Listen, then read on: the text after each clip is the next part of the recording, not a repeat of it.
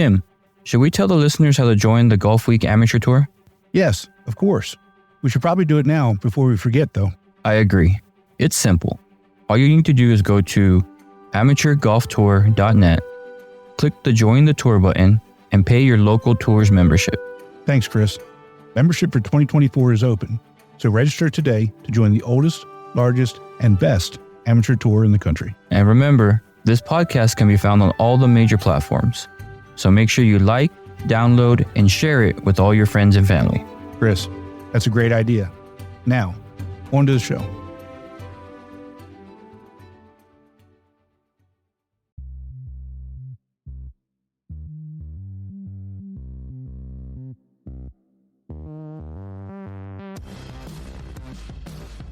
Welcome to the Golf Week Amateur Tour, the podcast. We are your hosts, Tim Newman and Chris Rocha. As the oldest and largest amateur golf tour in the country, we put on individual stroke play golf tournaments that are handicapped by flights in 48 markets across the country.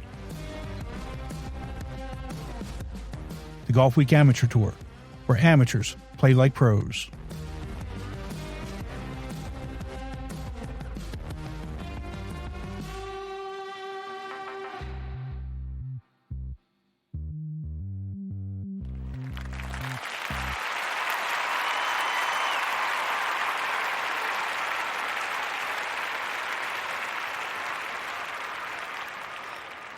All right, Chris, welcome back. I'm glad you made it back safe from California. Yeah, it's good to be back. It was a fun trip, well-needed trip, and now back to the grind. Well, back to the grind means back on the road, from what I understand. Yeah, just for real quick. But it's going to be a busy next 2 months, and then we got nationals. Exactly. I think we're going to start calling you our roving podcast host, because you're heading to Dallas. So for those that are listening don't know, we generally record the episode the week before it drops, and this weekend Chris is heading to Dallas to do a 2-day tournament with the folks in Dallas, and they're actually playing the Texas Rangers course, which I didn't realize is the only Major League Baseball themed golf course in the country. Yeah, that's what I've heard too, and it's going to be fun, better than playing the Cowboys course, which they play also that year. So looking forward to that. Well, I think anything's better than playing the Cowboys course. But anyway, good luck. Tell all the folks up in Dallas I said hi, and I think we're going to do a live interview Sunday after the round with you pick the guest. Yeah, we'll get one of the champions on and have a good time. Awesome. Well, I know you're playing with my good friend Brian Lefebvre. He was actually in the Milwaukee tour and just moved down to Dallas. So please send my best to everybody, but especially to him, and we'll go from there. Yeah. So we have, as of now, we have a mystery guest for the third segment. This is also our segment or our episode to have Roger back, and he's going to be talking about the proper way to mark your ball in the greens and some other rules that involve playing the ball in the green. But last episode we talked a lot about the remaining regional majors, and there's only 4 of them left. And I'm really excited about the one in French Lick. As I've talked to some of the players in Indianapolis about it and done some research, the facility in French Lick looks phenomenal. Yeah, I mean, just the pictures that I get to see for the registration makes it look great. So I can't wait to hear about it. And, maybe one day you and me can make it out there to play it. Well, I think you're going to be the roving podcast host, and after your round on Sunday at TPC Scottsdale, you just hop on a plane to French Lick and go up there for the 3rd and the 4th of September. But we'll talk about that later. Anyway, yeah.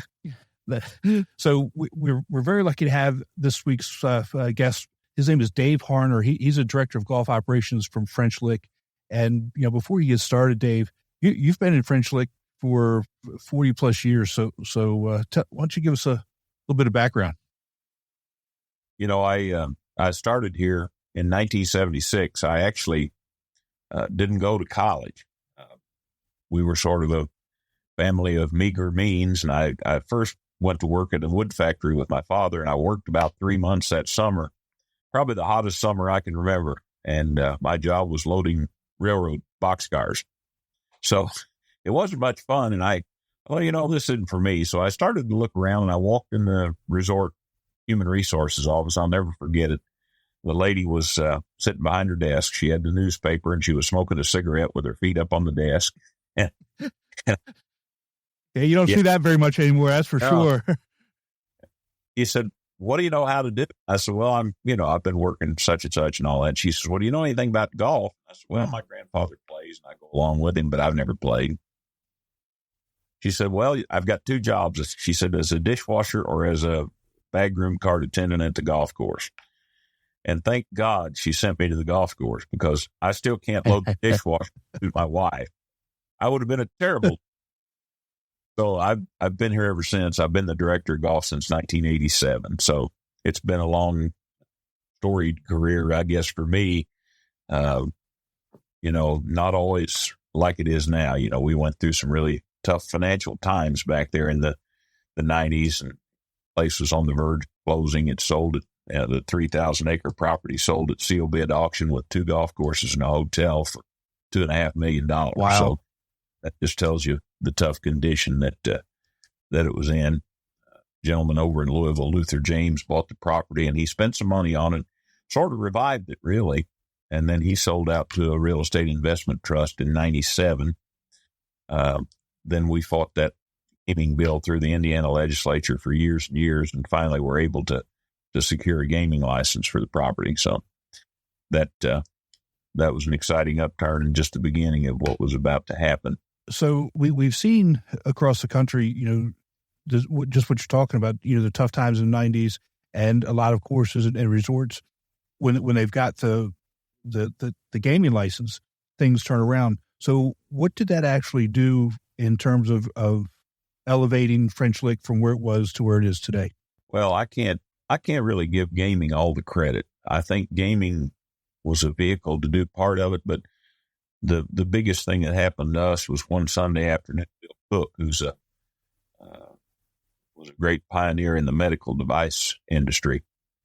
He and his wife came through French Lick and spied the West Baden Hotel and got interested in the dome structure and the historic building that was near collapse. It was bad repair that 60 rooms had fallen off the side. The hotel there is a 240-room hotel, and the rooms are built around the outside of a 1-acre atrium. And up until 1968, it was the world's largest self-supporting dome, replaced then by the Astrodome. So he took a liking to the project. Historic Landmarks of Indiana acquired the building, and Mr. Cook dabbled at it, stabilizing the structure and just trying to make it live. And he got in about $30 or $40 million, and then the whole gaming thing came about. He'd at that time decided that, 3 separate entities, a French Lick Hotel, the West Baden Hotel, and an independent casino would work. Right.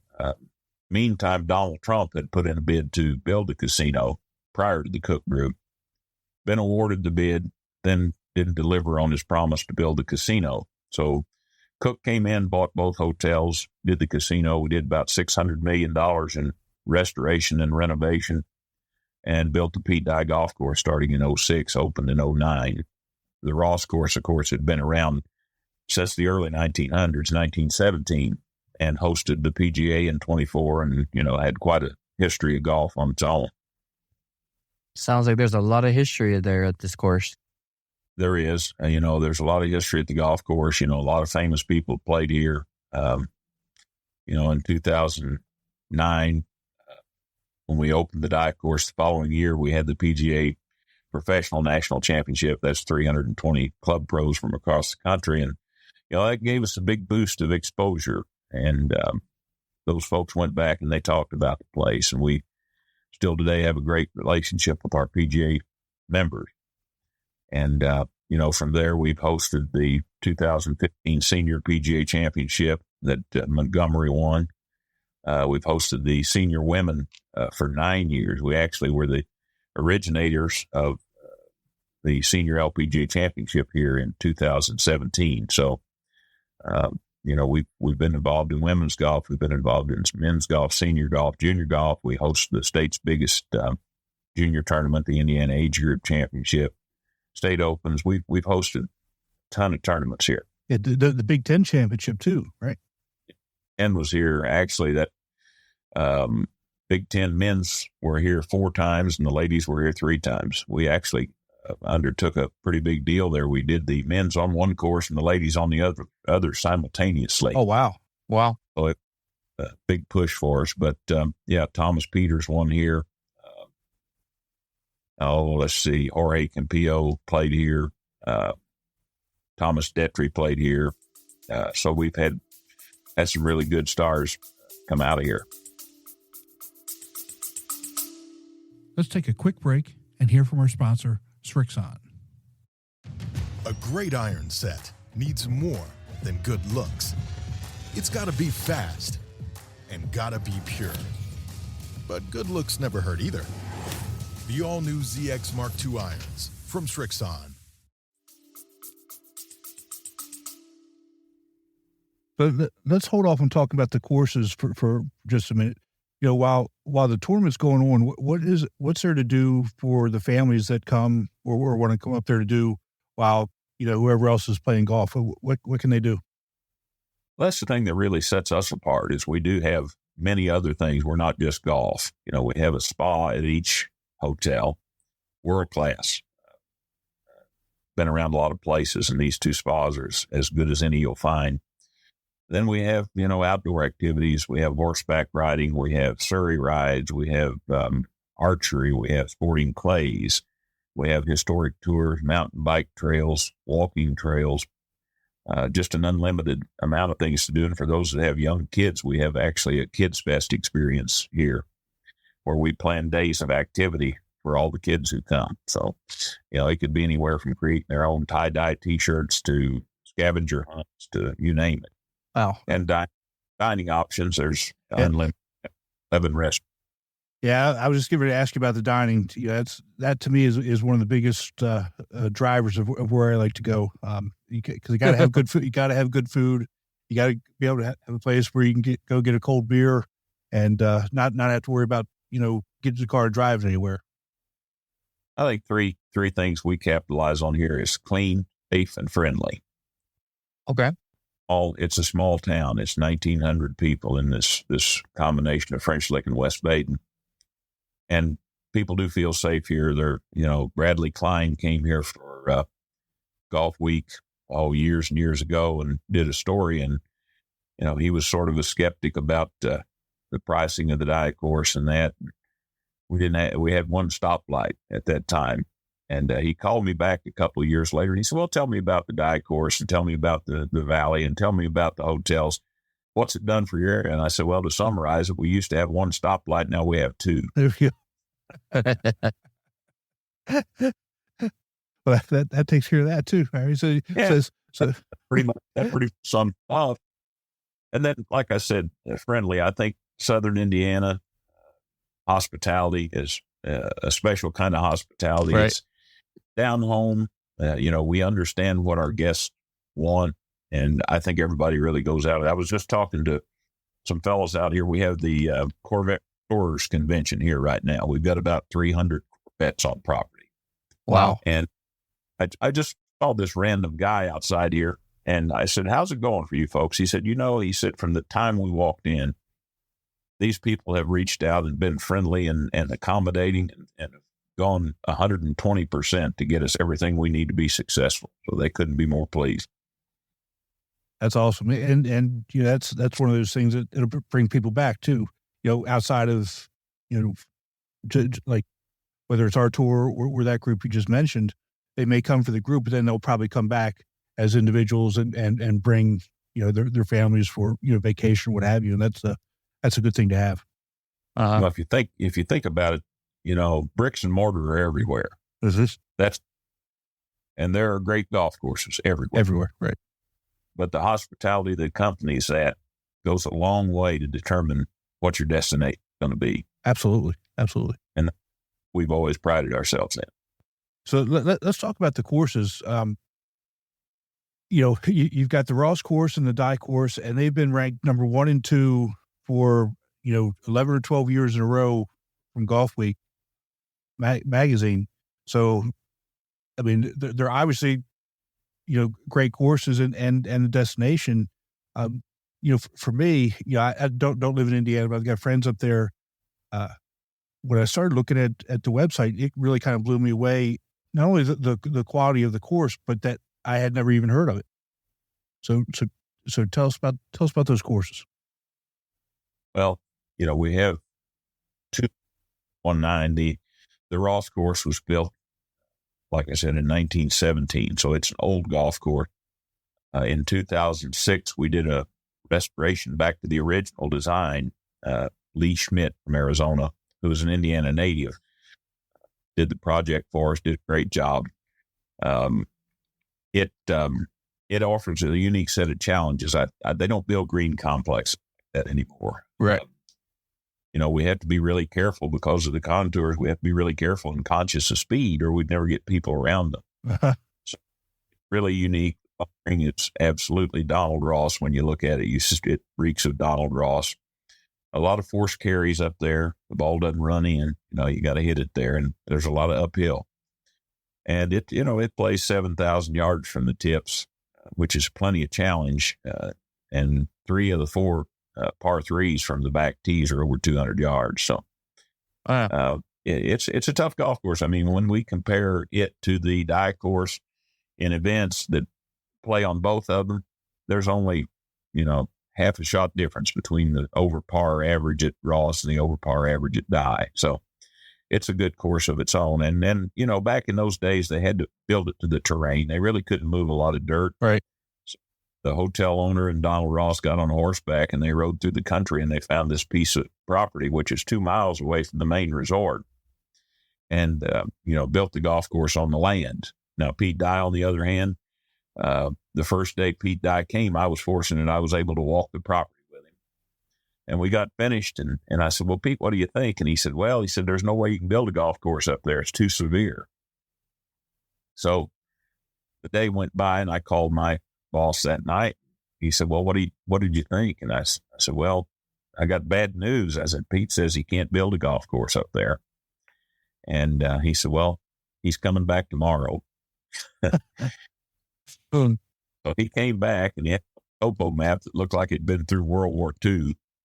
And he had circled the 750-foot elevation line all the way around the 3 ridges that the golf course entailed. And then he had circled the 36 highest points on that ridge line. And so we started walking, and he walked to every one of those points. And we got back to the car, and we went over to a little restaurant here in town and sat down, and, he pulled a napkin out of the napkin holder, and he sketched out these circles and lines and squigglies and this and that. And he threw it over to me, and he said, there's your golf course. I said, well, can you build it? He said, well, you tell your boss I'm going to build it whether he wants me to or not. Well, he went from, I can't build it, to I'm going to build it either way. So Steve Ferguson and I were discussing it. He said, well, what do you think? I said, I don't think we got a choice. So that's how it got. Moved over 3 million cubic yards of dirt. Some of it 3 or 4 times, because Pete was a very visual guy. He didn't have a formal drawn set of plans. It was all up there. And I asked Pete one time, I said, how do you find a guy like Chris Lutzke? Chris was his foreman and superintendent here. I said, how do you find a guy like Chris Lutzke? And he'd been with Pete 30 years and know that he's the guy who can take what's in your head and put it out there on the ground and shape it. He said, well, I'll tell you how I found it. And he said, up in Wisconsin, we were building Black Wolf Run. And he said, we hired a bunch of high school kids to come out and pick up rocks. And he said, Chris picked up more rocks than anybody else. Wow. That's amazing, how number one, how Pete can do that without the plans. And then it just kind of transforms, from, like you said, up in his brain to the napkin to the beautiful course that it is. Yeah. He, like I said, we moved a lot of dirt. Some of it because he he'd see it one time, then he'd see it. And Pete walked the golf course probably 100 or more times. He was mid-80s when he was here doing the golf. He walked it at least 100 times. And one time he would walk it forward. The next time he'd walk it the opposite direction. And in the end, he took all the trees off the ridge line, all the way down to that 750-foot line. So from every green and every tee, you've got an unrestricted view of, 25 to 40 miles in all directions. So that, it's easy to go up there and play and wander away from your game a little bit because of all the sights that you're having and make that 10 on a par 4. It can be done. It's a distraction to all the views are a distraction to your golf. I mean, it's so beautiful. And he always said that you don't have to play golf. You can enjoy being up here without playing golf. Yeah, I'm a sucker for courses with beautiful views. I just got finished playing Paynes Valley, which was a great experience. So I guess I am going to have to make a trip out there to come out and see y'all's course. Well, it's definitely the tightest golf course I've ever played that doesn't have one tree on it. The widest fairway is the 12th fairway at 85 feet wide. Jeez. Wow. And, the sudden drop-offs at the edges of those fairways. You almost sometimes feel like you're playing T-ball because you're reaching up or reaching down. It's not. That's crazy. Well, Chris, maybe next year that's what we do is for Labor Day we both just go up there and we see it. Because I mean, just looking at the pictures online, I would love to go up and see it and play it. So we need to maybe put that in our calendars. The door's always open. Yeah, we'll have to figure it out. Maybe we can get some sponsors and start doing these things. So Dave, if you're a player, what should you be thinking about as you make your way around, these two courses? And besides, focusing on playing the ball and not, watching the scenery. The Ross course to begin with is a pretty open golf course, so the tee ball's not going to kill you. The approach is probably important. It's a typical Donald Ross. As long as you approach it and are short,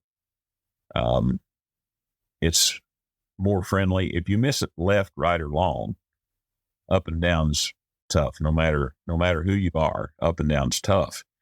And then again, once on the greens, you'll need your best putting stroke. I mean, it's you got to use your imagination. Times you putt away from the hole even to get it close. So those two things are pretty key. The Pete Dye golf course, play within your capability, play the right set of tees, and play for the landing areas. We set the golf course up for the Big Ten last year, and they allowed me to set it up, and I set it up at 6,500 yards. And a couple of the coaches just, went crazy. They said, these guys will shoot 20 under par. So we had the first round of the tournament, and Michigan State shot, I think 14 under the first round. Jeez. But then the weather changed and the conditions got more seasonable. And in the end, Illinois won the tournament at 23 over and Michigan State was 24 over. Wow. And the reason being that the big hitters were hitting past the landing areas. Pete's landing areas are very specifically laid out. And once you pass that landing area, it narrows down to a pinch. And so the big hitters, I told the coaches, I said, whoever manages the golf course will be the best player or be the winner. And the person who knew when to lay up and when to hit irons off the tee and when to hit fairway woods or hybrids off the tee and when to go for it, they wound up the best. Wow. That's a lot of golf in general, though, is managing the course. It's 802 yards from the back tees. I had plenty of room to go back, but I just didn't feel like it was necessary. So, Chris, I saw you shaking your head earlier. What was that all about? Just that he mentioned you have to putt very well. That's not something I'm good at right now. Come on, man. You got to spend some time on the practice green. I'm trying. Not just hitting in your garage. Putter. Just get a new putter. Yeah, Just get a putter new use is putter. not working. That's the solve for all of it, right? Just buy a new putter. Exactly. Exactly. So Dave, is there a specific time of year that would be the best time to come up to the resort and play? Well, you guys are coming up in a prime time there in September's a great time to be here. Fall's just getting here and there's humidity's kind of going out of the air. And right now it's hot here. I mean, we're in the 90s every day. Still a lot of golf. I mean, we've been blessed that golf has come back and gotten so popular again. And the weather doesn't seem to be deterring anybody, but I like the fall here. Okay. Let's take a quick break and hear from our sponsor, Srixon. ZX Mark II drivers are for major players, major winners, major power. All new ZX Mark II drivers, only from Srixon.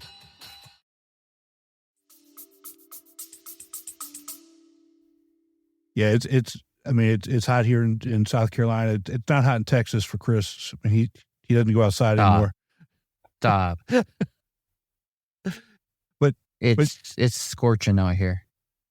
But just like in Indiana, I mean, people are still out playing in this, right? I mean, it's. Oh yeah. I mean, yeah, it doesn't matter. No, people are playing. People are playing in the rain. People are playing in the heat. Yep. It's. Yep. So it's everybody's. Exactly. Well, Dave, thank you so much for taking some time and joining us. I'm really looking forward to seeing how our guys do up there, and hopefully Chris and I can get up there next year and meet you in person. 100%. Be happy to host you. And Yes, appreciate sir. Thank you for your time. Thank you. Chris, what an amazing conversation with Dave, out of French Lick. I'm sure he's got a ton of stories, and he could talk forever about them. Oh yeah, I can imagine with how much he's been there. Being the director out there, stories are probably endless. But one thing that I do enjoy that we're doing is being able to get these regional guys out to talk about their course. What not just what the course provides, but what the actual resort provides for families or anybody that's considering going. If not this year, in the future, I just think it's a great thing that we're doing to get that information out. And it was a fun conversation. It was not just about golf, which is great. And, good luck to all those guys that are going to go out there and play that event. Yeah. And, not just about golf, like you said, about the whole resort, but could you imagine sitting down in the diner with Pete Dye and having that conversation with him and him drawing it out on a napkin? And that's the course. That's things you see in movies. Not in real. Yeah. You don't hear about that in real life. That's something that has happened in a movie, and that's a cool story, and that's something that not everybody gets to do. Right, or even just I'd like to hear the stories or some of the stories of him walking the course with Pete. In different times. What he would say going forward, and what he would say when he was walking backwards. Pete Dye is one of the greatest golf course builders in history, yep. and to have that kind of access, especially in that type of environment, I would love to hear some of those stories and some of the things that he said. Yeah, I would completely agree. I mean, I enjoy any Pete Dye course I play. So just being able to hear how he picked his brain, I'm pretty sure it's a story that he enjoys to tell as well. Yeah, and I think that's why you and I should plan to go up there next year on Labor Day and do something live up there. I know you got the TPC Scottsdale, but maybe take a year off from that, and we'll talk about it. But to go up and see that course and maybe have some of those conversations, I think that'd be great. Yeah, I would definitely agree. That would be a fun one to do. But now it's time to have a better conversation. We've got Roger back. Roger's got another installment of his rules, and we're going to talk about some things that happened on the green today. Roger, welcome. Thank you, guys. Glad to be back again. So what's been going on with you the last couple of weeks? Well, I'd like to say that I played some golf on tour. Well, when you miss a tee time by an hour and a half, that kind of messes it up.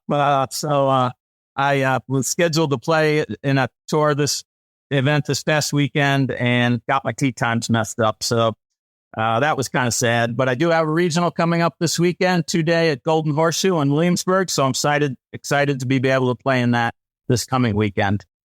Yeah, that's you guys are going to be at really good courses this coming weekend.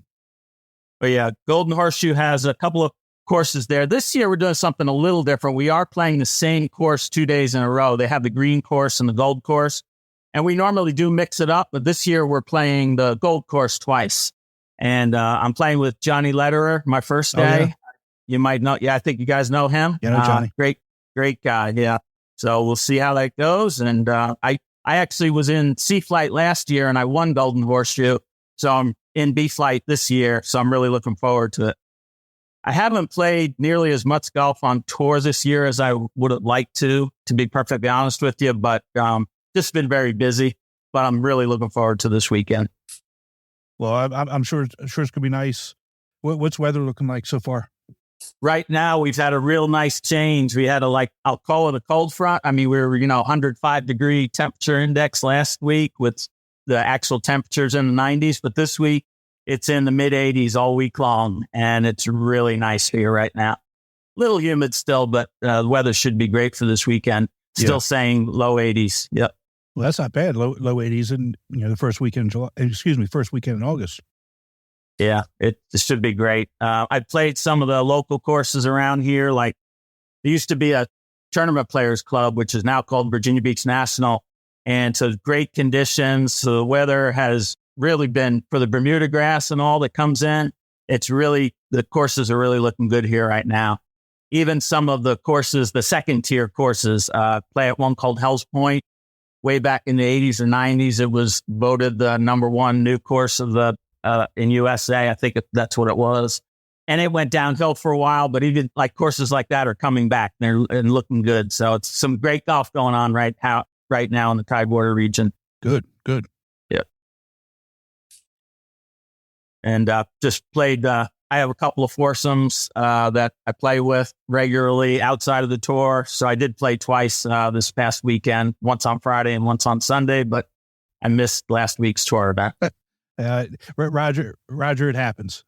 You just hope us as tour directors don't have that same problem. Right. The real question should be why he called you 5 minutes before and not like 45 minutes before.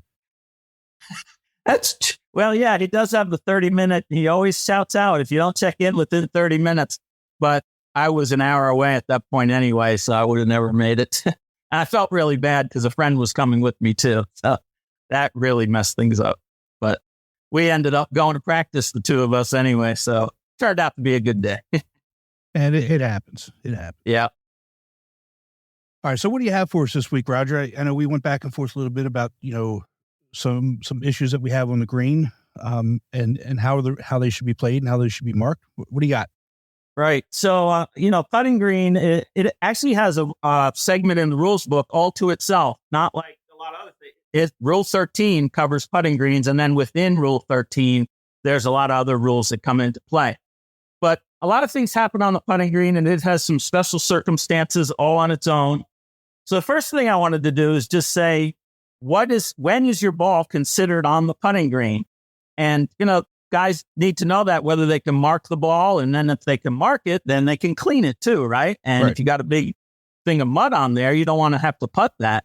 So if any part of your ball touches the putting green, even if it's just a tiny little bit, if 90% of it is on the fringe, but 1% or 10% is on the putting green, it's considered on the putting green. So you can then mark that ball and putt it. So that's important to know for, most golfer. That happens pretty often. Your ball's up against the fringe and you'd like to be able to move it, mark it, line it up, align it. A lot of guys use lose a mark on their ball to align it. And that's all legal. That's permitted. So that's most important. That's one thing that I think, you need to know. Yeah. And so your mark can actually be on the fringe. It doesn't have to be right. Right. And marking, that's the next thing I wanted to go over. So most people, just because it's good practice, put their mark. Well, let me ask, where do you guys put your mark before I go on here? Yeah. I always mark behind. Right. You mark behind it.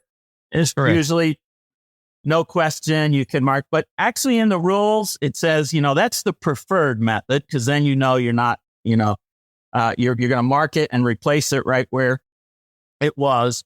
But the rules actually state you can mark it behind it, but you can mark it next to the ball. And all they use is next to the ball. So you can actually mark it in front of the ball if you wanted to. What happens then is some guys will mark it in front, then they put their ball down in front of that mark, and that causes a real problem. Right. Then they played from a wrong place. But you can mark it to the side, you can mark it to either side, you can mark it in front, but most of us mark it behind the ball, and that's the best way to do it, to avoid any problems.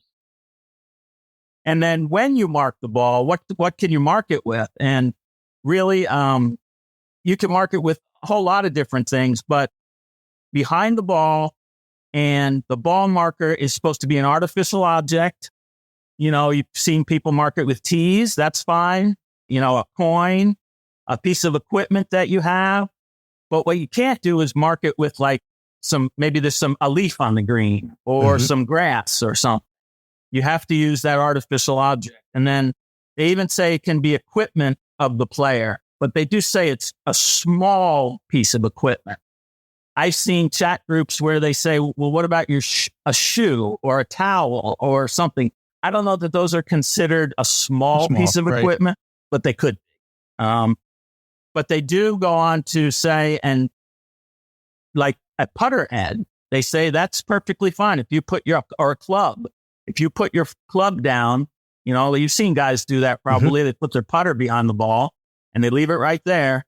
As long as you leave that putter there and you know exactly where to replace that ball, that's okay. That's okay to do. I've had guys say, hey, you can't do that. You have to actually mark it, like put something down there and then pick your ball. And that's not the case. You can mark it with a putter, for example. So that's important. That's just some of the basics of that. So that big change came in the rules 2019, and this is what's one of the bigger ones. Once you've marked your ball, you own that. They call it own that spot. Let's say you've marked your ball, and then the wind blows it 5 feet closer to the hole. Well, you can't play it from where it came to rest closer to the hole, or if it blew it 5 feet back, you don't play it from there. You've marked that ball, and once you've lifted that ball, and you own that spot, so you have to put that ball back on that spot. If your ball's on the putting green and you get up to it and you're deciding what you're going to do, maybe you're reading it, and you're not the cause of the ball to move, if that ball moves because of the wind or something, at that point, you play it from the new spot. And that's also important to know too.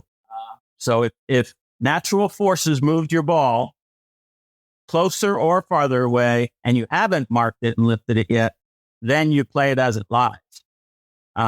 If you've marked it, you always have to return it to that spot. Any questions on that? Yeah. So just to clarify, so let's just say you mark your ball, you pick the ball up, and somebody else putts, and then you come back and you place your ball, pick up the marker, and the wind blows the ball. You have to play it from where it stops. You can go back and remark it, but you're now playing it from a different spot. No, since you marked, I think what you're saying, it moves after you've picked it up. Yes. No, you have to move. You have to put it back on that spot. Back on the marker. Okay. Once you've marked it, and replaced, even though it moves after that, you still own that spot, and you would put it back on that spot. Yeah. Okay. So you admit, there are people though that, let's say they never marked their golf ball. If they never marked it and they came up to putt it, and what you just described happened, in that case, they would play it from the new spot. But if they marked it, lifted it, and replaced it, they'd still have to put it back. So what you're saying is if it's super windy don't mark your ball and hope the wind knocks it closer? I'll let you decide on that. Yep. Yep. Let me ask you this.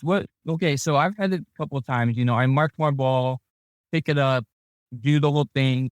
I come back and the ball just won't stay. It just keeps tilting to the left or tilting to the right. What do you do at that point? So you're not allowed to press your ball down into the green. That is one thing that's in there. You have to find the closest spot where your ball will come to rest. And I know what you're saying. Like sometimes there's just some sort of imperfection in the green that causes you. Now you are allowed to repair the green, and if it was something that was causing it, like maybe an old ball mark or something, you can try to repair the green, and not do it over aggressive or anything like that. But you would have to put it in the closest spot to where it is then, no closer to the hole. And then you play from there. If your ball marker moves, if you accidentally move your ball marker or your ball, we talked about, I think this in one of our past sessions, there's no penalty for accidentally moving your ball marker or your ball. You replace it. Right. If that's accidental. Now, if there's a couple things about when your ball is on the green, there are certain rules that apply to the putting green itself. And let's say there's a ball marker close to the hole and you do not ask the other player to move it. You think it's okay. If your ball was going in the hole, you thought it was going to go in and it hits that ball marker and it deflects it, that is just, you still have to play it as it is. You don't get to replay the stroke or anything like that. A ball marker, it could hurt you, it could help you. But if another player thinks that ball marker is going to assist you in some way, because sometimes these guys have the big coins that they use as a ball marker.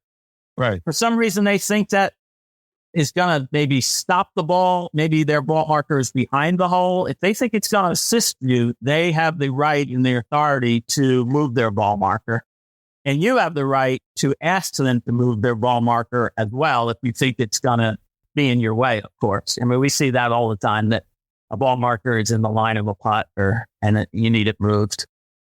So that's the part about it hitting, because that actually happened not to my ball, but it happened on the green group I was with, and it deflected the ball. And the guys thought, well, don't I get to replay that? And no, you don't. It's just they used to have this called rub of the green, which is not a part of the rules anymore. But it's just that's the luck. That's how you play it. Right. You play on with that. Got a lot of things on the putting green that are specific to a putting green. Sand and loose soil. You can brush them off if they're in your line of, on the green there, that you don't like it. Maybe somebody hit out of a bunker and deposited a whole bunch of sand on the putting green. You're allowed to use a towel, use a hand to move it off. But sand and loose soil are not considered like a loose impediment off the putting. Like if there was a clump of sand in front of your ball in the fairway from the same bunker, you're not allowed to change that to smooth it out. Mm-hmm. That if you wanted to putt that ball and if that sand was in your line, you're not allowed to remove that sand. So sand and loose soil on the putting green, you can remove those, brush them away. Another thing on the putting, you probably know this, you can't deliberately test the green by like rubbing a ball against it, or of course you can't practice putting. Well, you can after you've played if as long as you don't duly delay play, but you can't test the greens either through any manner. However, if you want to call about testing the greens, I don't know how you do it other than you can't like just let me roll a ball to my friend over there. He's standing on the side, and you try to do that to see, how fast is it rolling? You throw a ball to him to roll it over to him. You can't do something like that. I've seen guys try to do that kind of thing. Right. Let me ask you this. Let's say, your playing partner hits up he was 80 yards out, hits up, and for pace of play, we're trying to play as quickly as we can. Are you able to mark his ball so other players can putt if it's in the line of their putt? You can mark someone else's ball, and I think this rule changed because I was looking this up recently. You can mark the ball, but you have to replace it as well. Right. And I actually looked that up today because it used to be that they changed it so that the same player didn't have to replace it. But now everything I've read today told me that the same player that marks it has to replace it. And I think that was the way it was for a while, and it had changed. And now I couldn't find anything that said it went back to anyone being able to, like the player being able to replace it. So the player who marked it has to replace the ball. And if I find out something different on that, I actually looked that one up today because it was kind of bothering me. And I did not find that that wasn't the case anymore. So yeah, to me, that's what makes sense, because if you let somebody else replace it, they may not put it back in the same place in the same way the way that you marked it. Let's just say, for example, you marked it to the side, and they don't know that, and they put it in front of it. Now the ball is not in the right spot. yeah, good point. Very good point. Yeah. So, is there a proper way to like when you have to move the ball so it's not in the way of your competitor putting? Is there a proper sequence, or is it pretty much people can do it however they choose to? I'd say there's a proper sequence, as in first it's marked. You put however you're going to move that ball, whether it's a putter head or even it could be a couple of putter heads or a club length. You do it specifically that way. You put your mark down, and then when you return it to the position, you basically reverse the steps and do it over again, just so that you get everything, because it's all about putting that ball right back to where it was. Right. So you don't want to use your foot one time and use the club head the next time, because Right. it is important that you put it right back on that spot. So does it matter if you mark the ball or you mark the marker? Move the ball or move the marker? So you would first mark the ball, right? Yeah. Then you put your club head down, then put your marker down. Because you're not going to put your ball back down. You have to put that marker down somewhere. If I'm following you. Yeah. So what I'm asking is, so like sometimes, your ball is marked and your playing partner asks you to move it either left or right. Doesn't really matter. Let's say one person's process is they put their ball down with their marker where they normally would. Then they measure it out with their putter head, line it up, whatever, move the ball, and then move the mark, and then pick the ball up. Oh, like putting the ball back. No, there's no requirement to put that ball back down and then move the marker again. No, you can just move that marker. Okay. Yeah. Just move the marker. Yeah. Now, what I would recommend everyone to do when you do that is definitely flip that coin, because then if you see it upside down than what you're used to, at that point, it could be a reminder of, hey, I need to put my marker back. In case nobody wants to tell you and you get that penalty stroke, just a little self-check for yourself. That's a great idea. Yep. That's a good one. Also, about the marker itself, and I've done when we're in casual play, I'll do this just to be quick. Once you replace your ball, you must remove that marker. And if you don't, and you putt with the marker down, I don't know if you guys know, that's a penalty. You get a penalty stroke if you did not remove the marker after replacing your ball. Oh, wow. Yep. I use kind of a thick poker chip. So, I would never do that, because, you don't really you're only hitting maybe the top half of the ball, but that's kind of. Yep. That's kind of weird. And it's also like if you replace it, of course, if you replace it on the wrong spot or replace it in an incorrect manner, some way, it's also a penalty stroke, of course. But the part about lifting your ball marker, you might leave that tee in the ground, whatever it might be. And that is a penalty stroke. Yeah. Okay, well, Roger, real quick on that. You know, a lot of tours do their CTPs with the proximity markers. If they put their coin out there like you would on a scramble, and then you putt, is that also a penalty stroke, or how should they be marking that just to make sure they have the right spot for those proximity markers? So we use it. I mean, on our closest to the pins, we just use a tape measure, Right. and we measure it, and then we put that measure off on the fringe somewhere. Are you saying they leave like some sort of marker on the green itself? Yeah, I mean, it'd be the same, that you write your name on, like if there was a long drive or whatever, but they're on the green. So you write your name on there and you put it on the spot where your ball was. Oh, and then it's there for the whole round. Well, that would be an movable obstruction. So if your ball hit it, and if your ball hit it, you play it as it lies. If it was in your line of play, then you could, of course, move that movable obstruction. You're talking about one of those things you stick in the green, a little pointer on the end of it, and with the names on top. Yeah. See, we don't use those on tie border. Like, if you're putting, you know how you said you must remove your mark from around the area that you're putting? If they need to remember where they're closest to the pin is, how would they be able to mark that without acquiring a stroke? Because typically what I've seen before is people like put their coin right by, to the left or right of where they're putting to kind of have a general area. Is there any suggestions you might have to avoid getting a penalty stroke with that?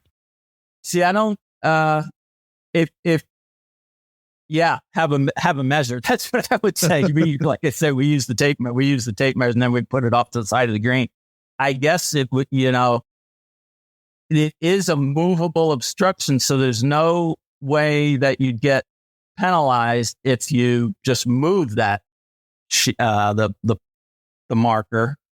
I don't know how else other than putting. I mean, this is outside the rules. It's putting a scratch in the green to know where that marker goes back. Somebody keeps an eye on it. I don't really have a good suggestion for that.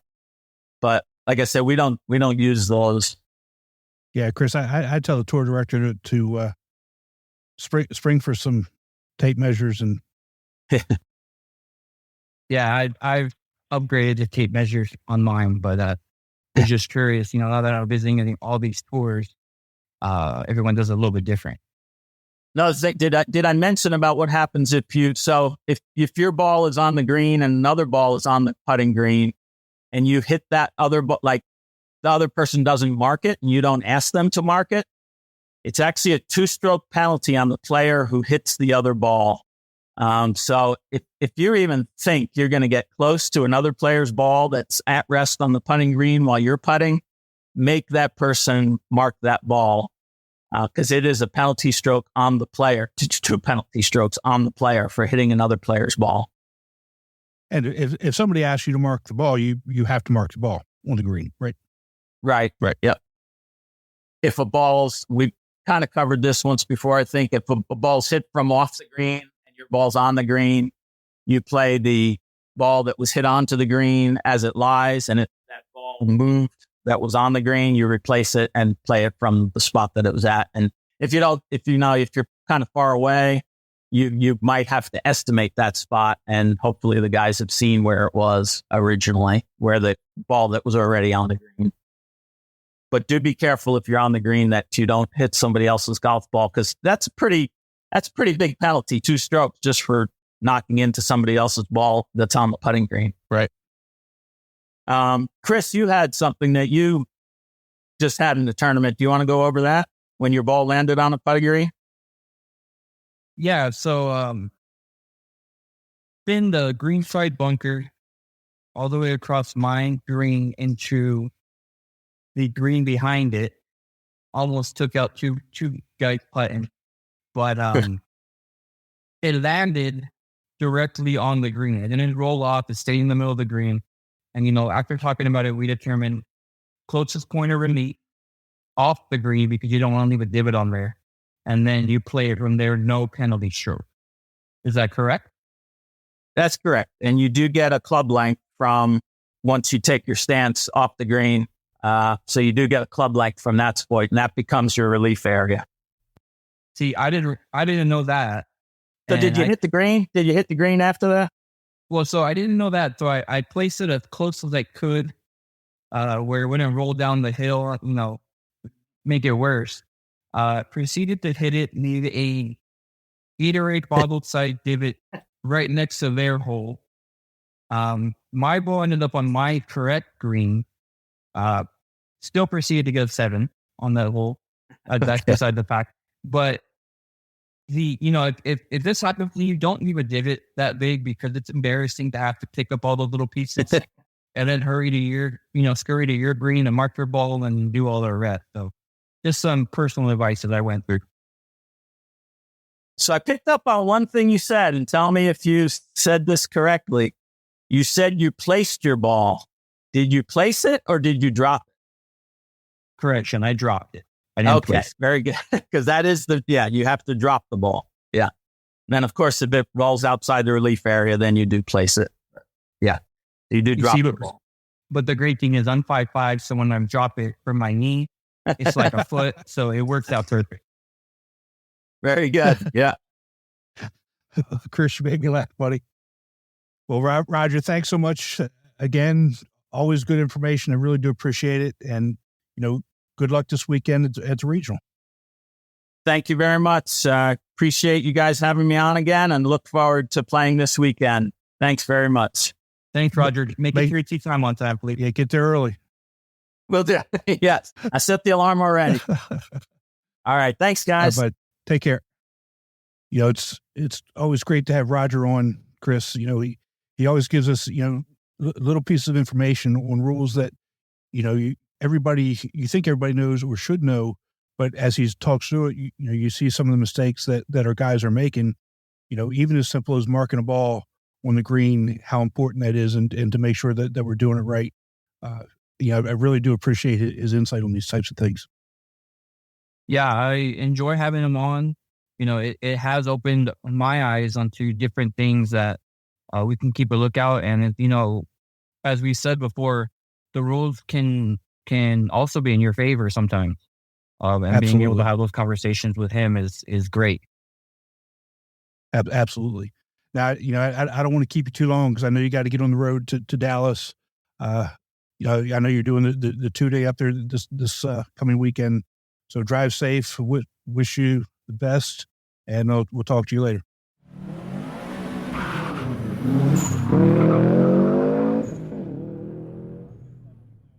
Yeah, Tim. So just finished the event. We had a great event out there in Dallas.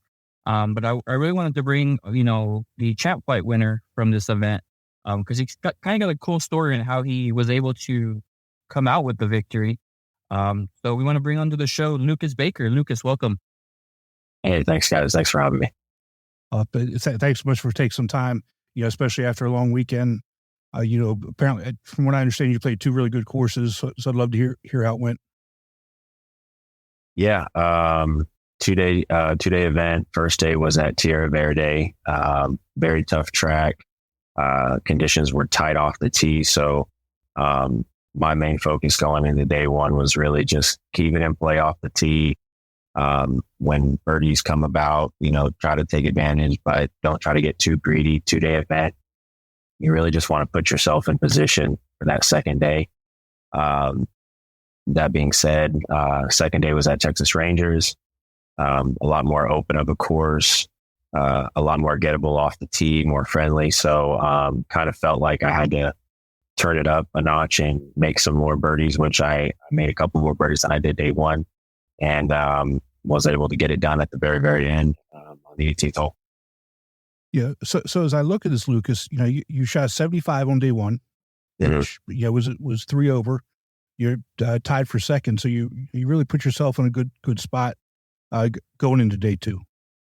Yes, sir. Yeah. That, like I said earlier, that was my main focus. Was you can't win it day 1, so just stay within arm's reach of the leader, and anything can happen that second day. You never know. And you talked about making birdies. how many did you make on Saturday, and did that win you any skin money? Yeah, I did. I made a couple of birdies on Saturday. I think I made 3 total.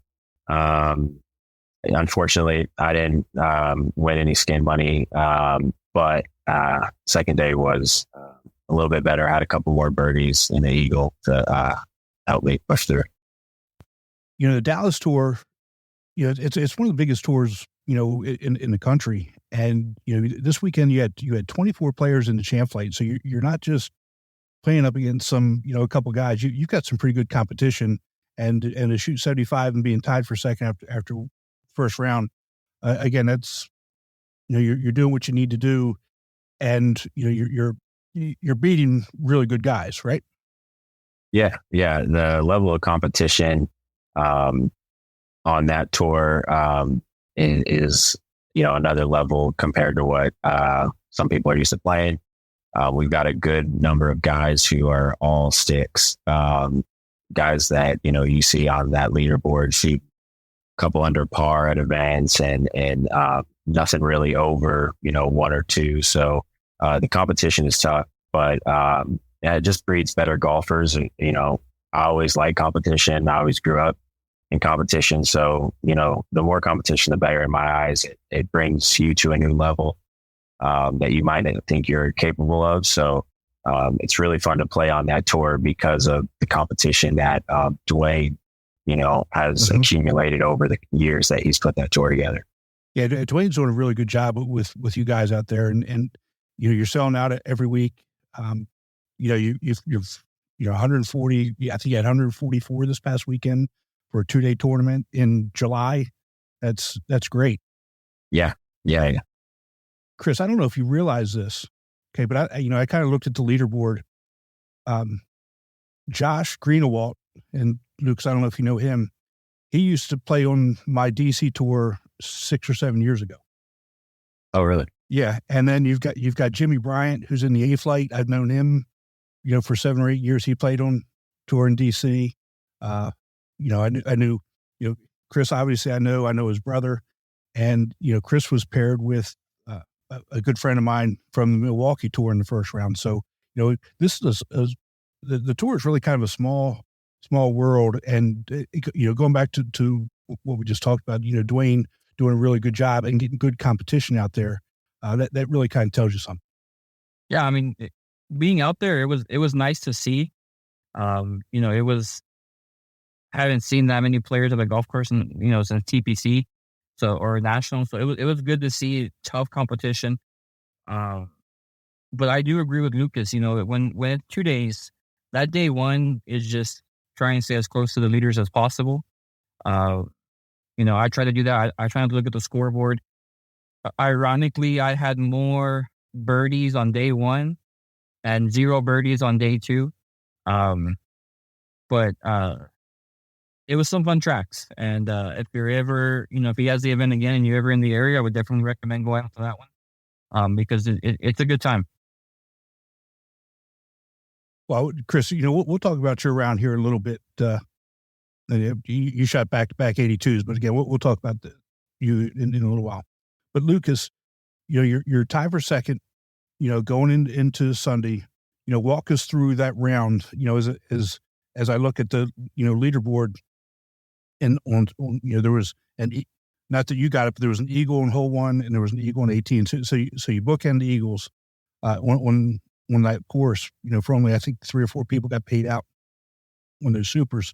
So walk us through that round for you and how it went. To be honest with you, that was probably the most grinding I've ever done. I've never kind of been in that situation. I didn't really play too much competitive golf growing up.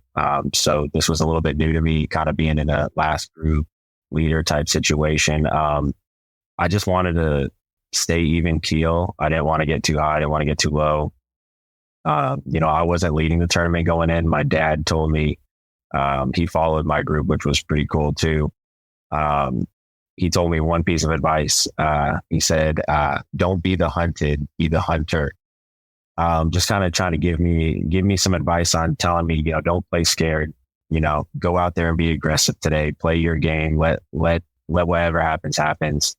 And I kind of stuck with that, and I started, par. And then, on the fourth hole, I made my first birdie. And I felt pretty good. Ironically, I never looked at the leaderboard. I didn't know where I stood at, to be honest with you. I never, checked the live leaderboard. Ethan, the person who I was riding with, who was leading it, he was keeping the scorecard. And I never looked at where he was at. I never looked at where I was at. Obviously I was telling him what I made, but I kind of just tried to not even think about that and just go play as freely as I could. And birdied back-to-back holes on 9 and 10. At that point, I had it 2 under. Felt good. I was feeling aggressive. Still had to finish out some tough holes on that course because kind of tightens up on some par 4s on the back. Little bit of the last couple holes. So just did what I could. Made a tough bogey.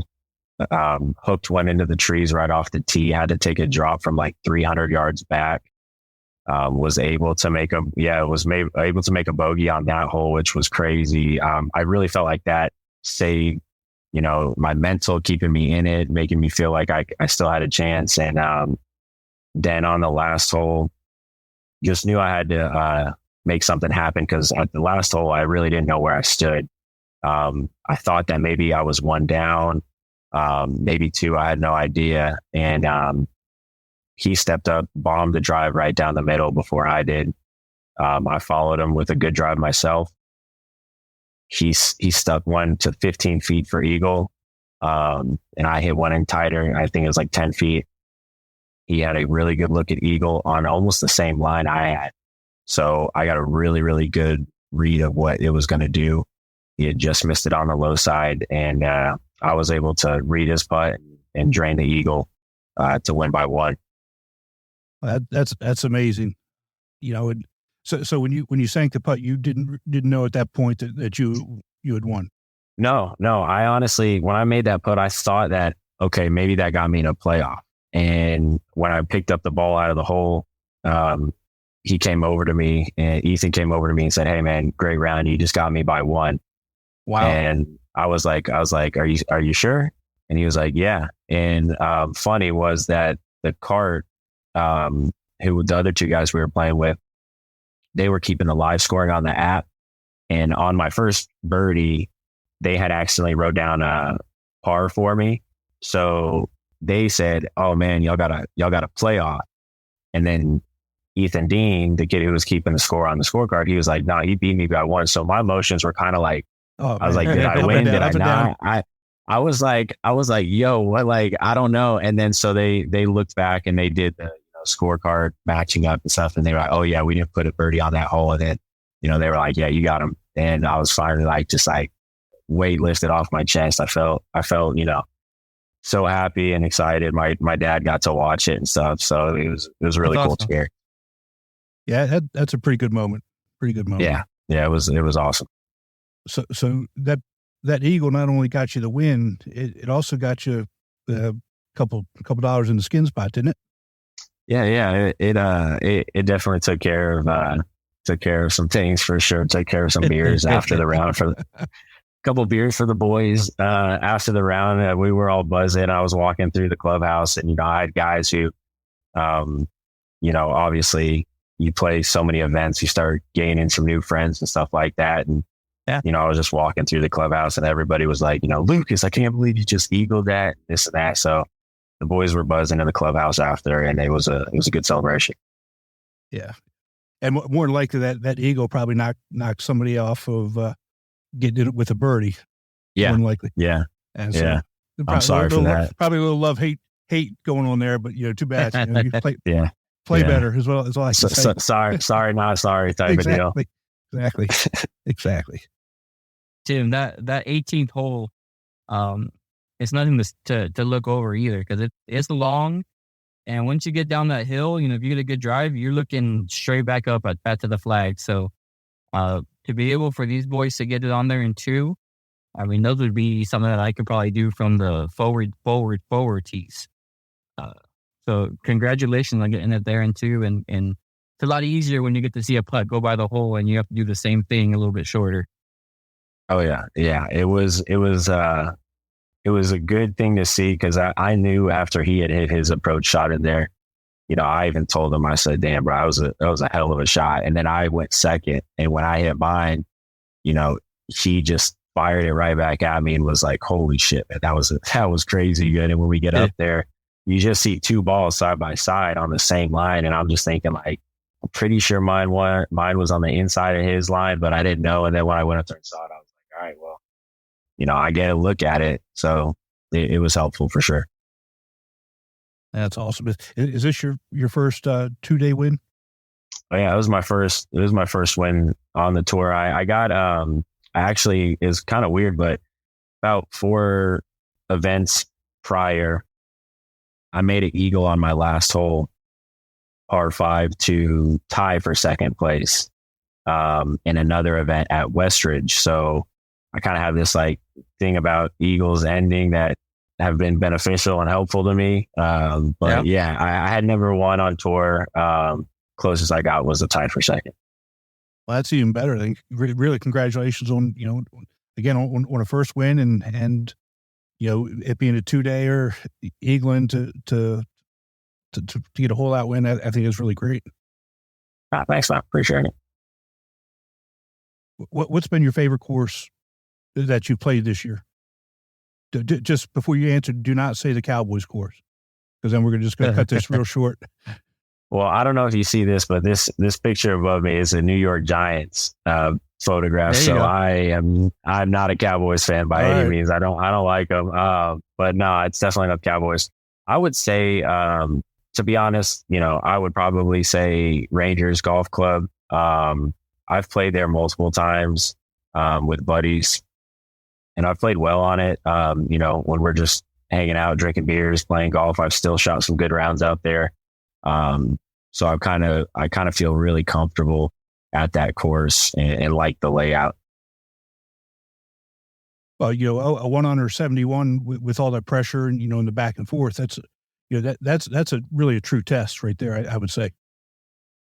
Yeah, it wore on me. It wore on me more mentally than I do after I was all done. Man, I didn't really sleep that much the night before. I never slept on a lead or near the lead or nothing like that. So I was kind of antsy. I didn't really go to bed too early. But after I was done, man, yeah, it kind of all hit you at once, and it was a journey for sure. Well, Lucas, congratulations. It was a great story when Dwayne was announcing the champion, and you could see how excited he was for you. So again, congratulations. Thank you for spending some time with us. And you'll probably see me out there more often.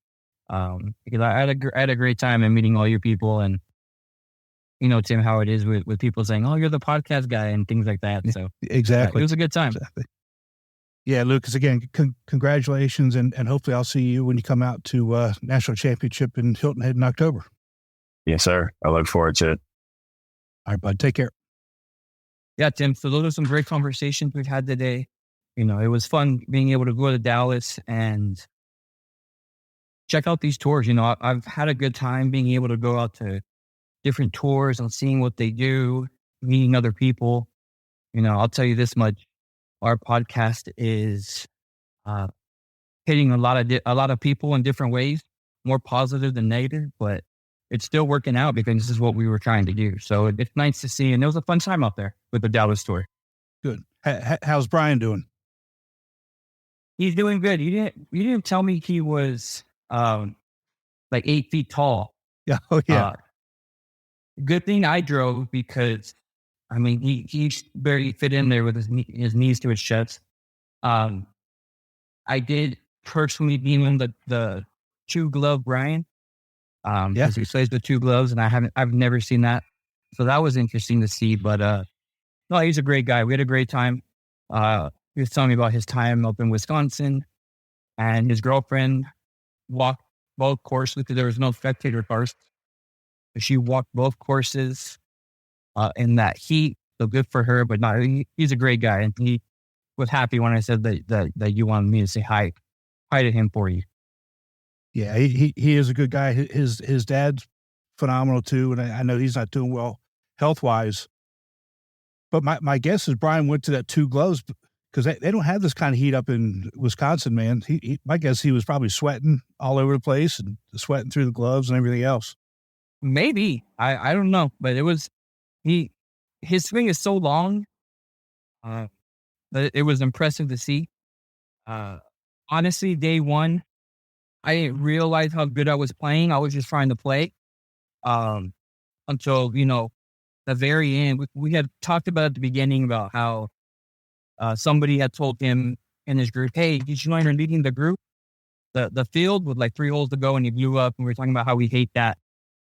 And I was completely agreeing with him. So nobody really mentioned what was happening. Right. I didn't realize how good I was playing until I turned in my scorecard and Dwayne was telling me, get ready to play with the leaders. These are the best guys we have on our flight. And I said, what do you mean? I was joking with you when I talked to you about me playing with the leaders. He's like, no, you're in the lead group. You tied first. I was like, damn, that's crazy because I started with a double and I ended with a double. So imagine that. Wow. So you started day one with double and ended with double. So that's +4 right there. So you're only +6 through 16 holes. That's really good because you went 82, 10 over each day. I was really watching hard the second day. You were right there. You were right there, pretty much, all day long. The winner kind of pulled away. But you're always in the striking range. Crazy thing is with that, I was riding with the guy I was tied with. So I knew, going in there, my mindset was I'm competing against him. Right. I know I have guys behind us, anything could happen. Kind of had a 2-3 stroke cushion. Didn't realize that the other guy in our group was having such a great round because I was so focused on beating my kart partner that before you knew it, I looked and I was like, oh, wow, where did he come from? And had to change my focus to, okay, now I have to really compete and grind and try to get back in it. Unfortunately, I had no birdies day 2, which like Lucas said, was one of the easier courses. Greens weren't as undulated as the other ones, but I just couldn't get it in. I kept hitting the lip, or it had a couple lip outs, couldn't finish it.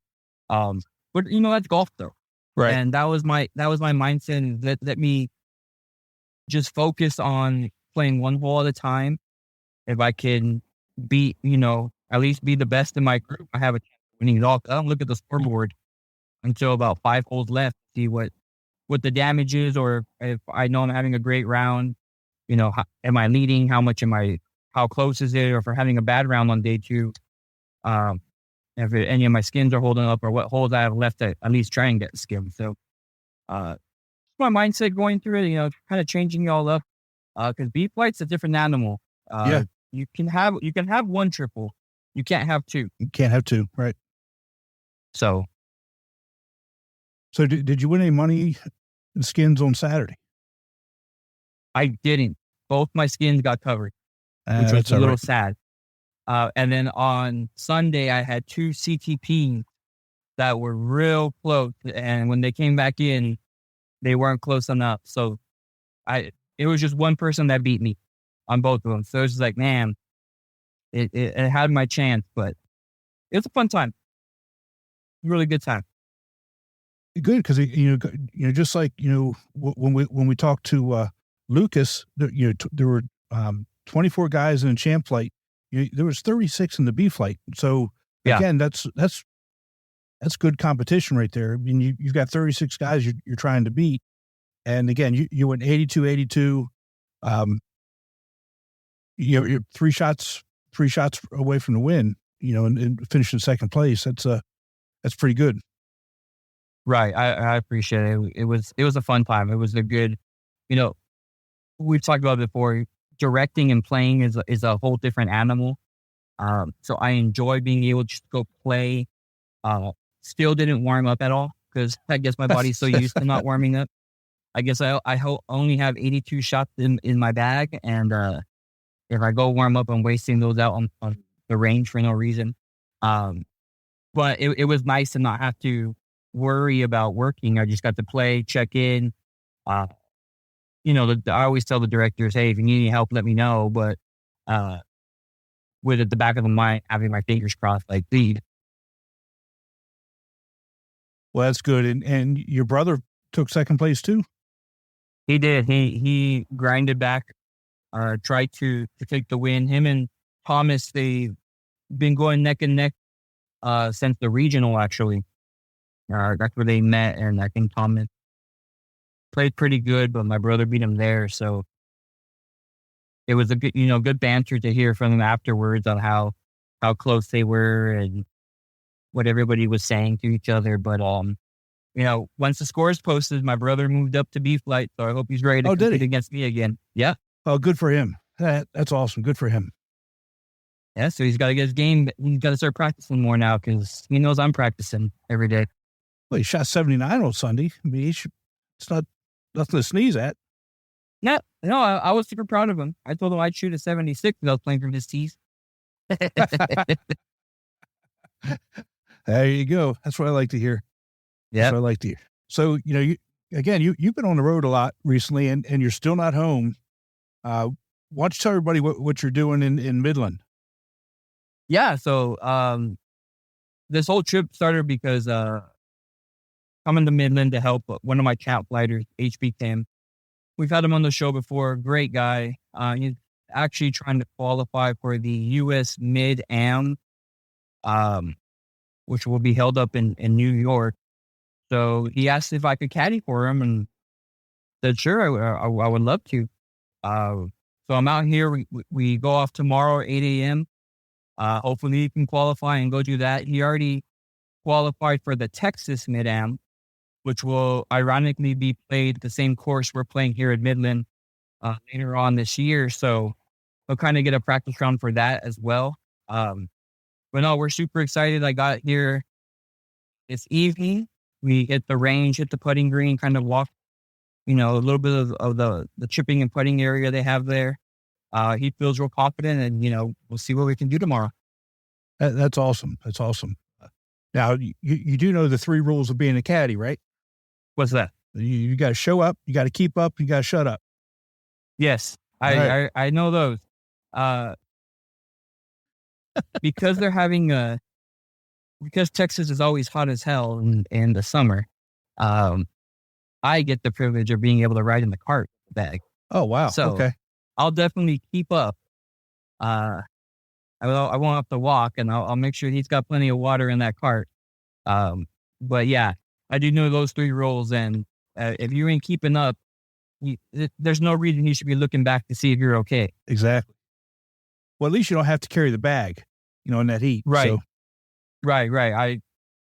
If he qualifies and they need me carrying the bag, we might have another problem. Well, tell him I said hi, and I wish him the best of luck, and just shoot me a text and let me know how he does, and again, always wishing our guys that are playing in these other big events, all the best, and hopefully he can qualify. Yes, definitely. If anybody listening has these stories from members, definitely reach out to your tour director, let them know. Or we've given our email out numerous times on this podcast, and we can definitely do it again. Let us know these stories, because this is what this podcast is for, is to highlight our members and what they're doing, on the tour, and, any qualifiers that they may do, golf-wise, that they deserve to get some recognition for. Yes, we had absolutely. members qualify for the Senior Open, or the Senior Open. So there's all these different things that people do around the country that, we want to highlight our members for. Exactly. But no, I'll definitely let them know, and I'll keep you posted on how that goes. Yeah. And I kind of feel bad that I missed this, but you and your wife had an anniversary a couple weeks ago, and I didn't wish you a happy anniversary. So happy belated anniversary, and many more to come. I appreciate that. It's been, as those golfers say, it's been a grind. But no, I love her to death. We were married 13 years, been together 20 years. Without her support, I wouldn't be able to do what I get to do. And, my newfound hobby, and the love I have for it. Without her support, it wouldn't be possible. So I do appreciate it. Thank you. No worries. And again, if anybody has any questions for us, please feel free to send it to us an email. You can send it to me at TimNATC at amateurgolftour.net or Chris at elpaso at amateurgolftour.net. All right, bud. Good luck tomorrow. Tell HB I said good luck and wish you guys the best. And we'll talk to you soon. Yes, sir. Have a good one. All right, buddy.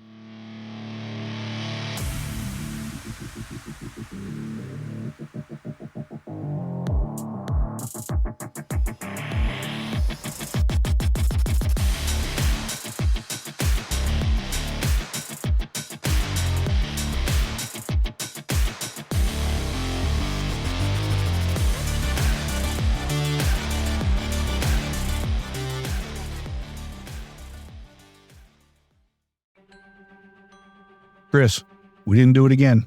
What didn't we do? We didn't say how to join the tour. That's right. It's simple.